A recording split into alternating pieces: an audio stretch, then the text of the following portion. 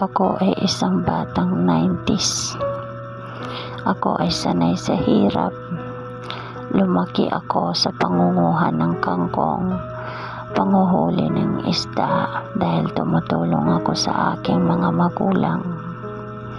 Kapag ako ay walang pasok sa eskwelahan, umaakyat ako sa mga mangga, bayabas, at kung ano-ano pa dahil nangunguha ako ng mga prutas na aking makakain at kahit niyog ay kaya kong akyatin. Matapang ako sa lahat na katulad ng nakakaya ng mga batang lalaki. Nangunguha din ako ng palay kapag mayroong nag-harvest. Namumulot kami ng mga tira-tirang palay kapag katapos na itong hakutin ng mga kalabaw. Minsan pag may pagkakataon, naliligo din kami sa sapa kasama ng aking mga kaibigan. Ikaw, batang 90s ka rin ba?